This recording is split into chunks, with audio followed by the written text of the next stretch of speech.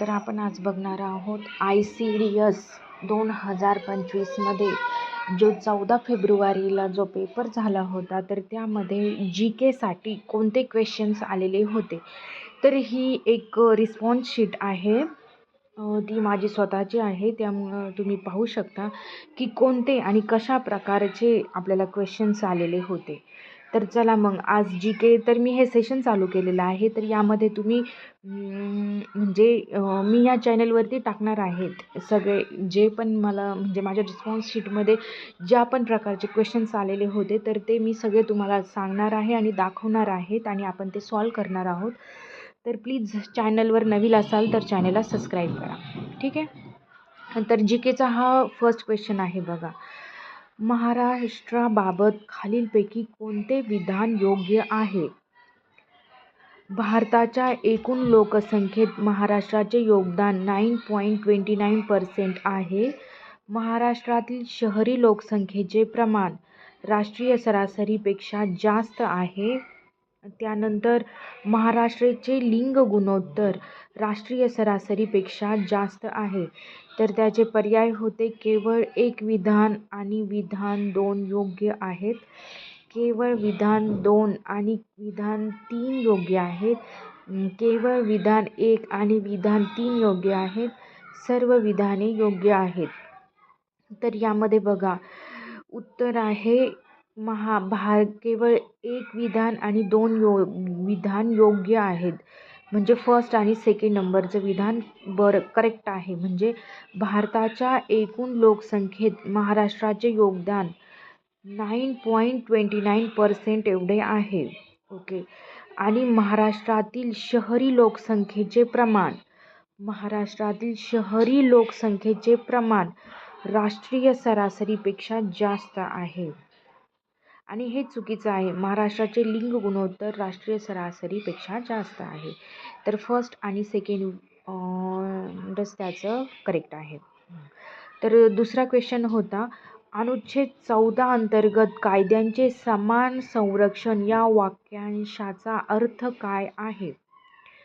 अनुच्छेद 14 अंतर्गत कायद्यांचे समान संरक्षण या वाक्यांशाचा अर्थ काय आहे?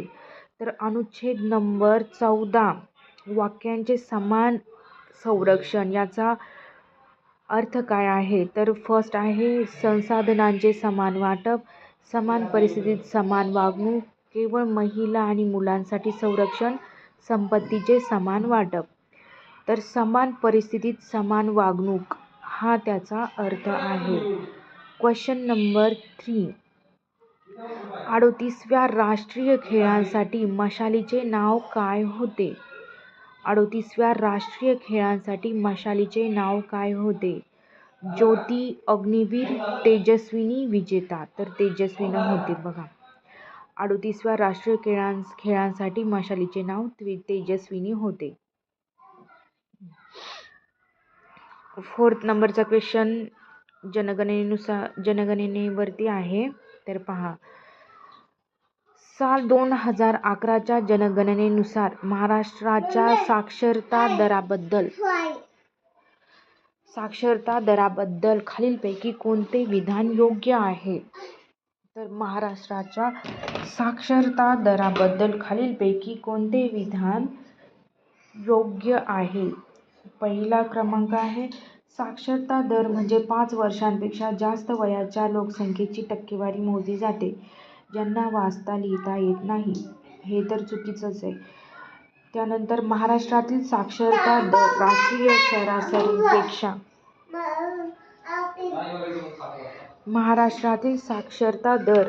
सरासरीपेक्षा कमी आहे. तर हे पण नाही आहे. तर थर्ड बरोबर आहे. महाराष्ट्रातील महिला साक्षरता दर 75.87% आहे. 75.87% आहे, जो राष्ट्रीय सरासरी 64.63% पेक्षा जास्त आहे.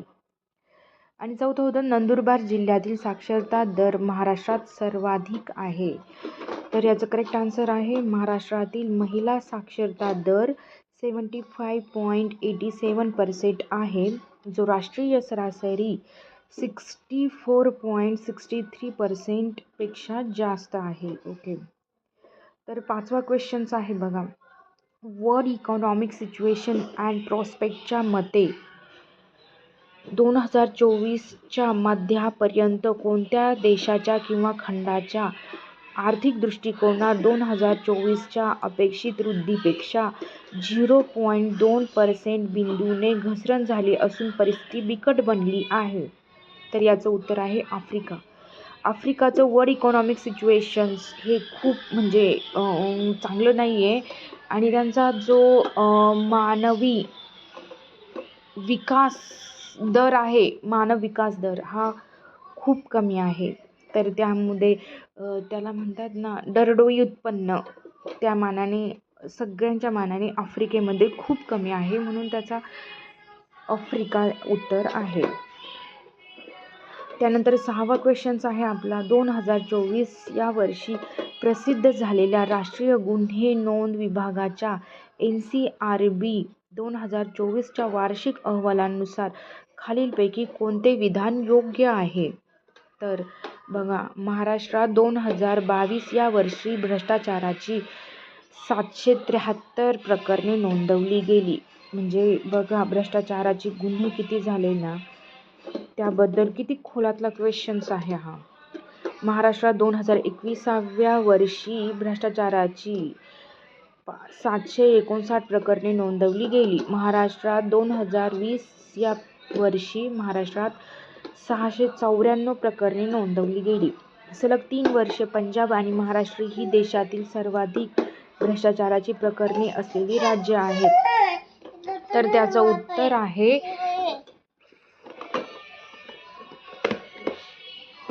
महाराष्ट्रात 2022 या वर्षी भ्रष्टाचाराची 773 प्रकरणे नोंदवली गेली.